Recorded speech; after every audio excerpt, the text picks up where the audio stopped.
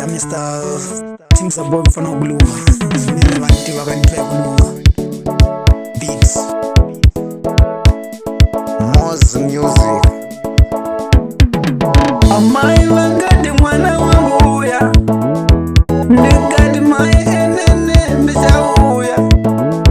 sinoende kuti mwanangu sakauya siko mwanangu uya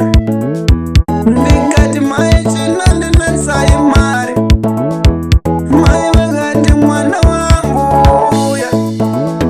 vamwe vanashanda kumamba chiuya sinoite kuti mwana wangu usauya ndiko kushupika ere mwanangu ndigati mai enene marande mai ene ndichauya mai vangu musembera moyo mwana wenyu ari munzira kuuya sinondishupa chokwadi imari sekuru vangu vakashaya vachiti mwanangu uya kumba ndigati chokwadi mai ndichauya utsai sekuru vangu kundavada nanasi uno sinondirwadza kwandiri sekuru vakaenda vachingoti uya mwe wangu unopisa nanasi una andila mari sinanifungidza emari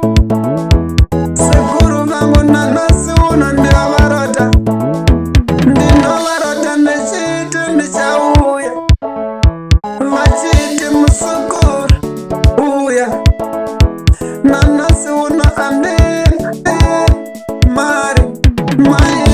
mai vangu ndouya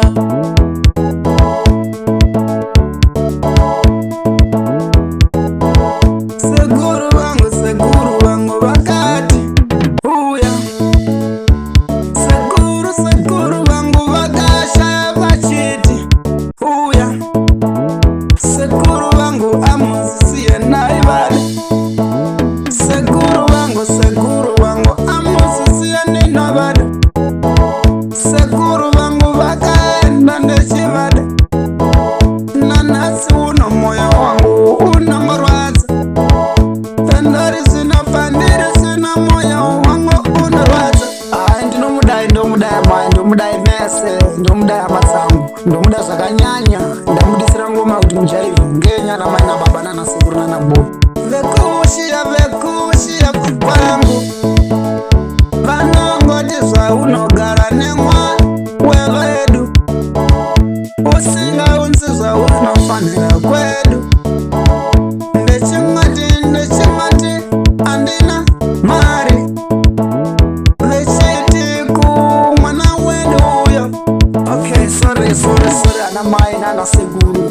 nana mukoma nana baba mukaona tichiti zizi mukati menyika ine yatirira akusikunakirwa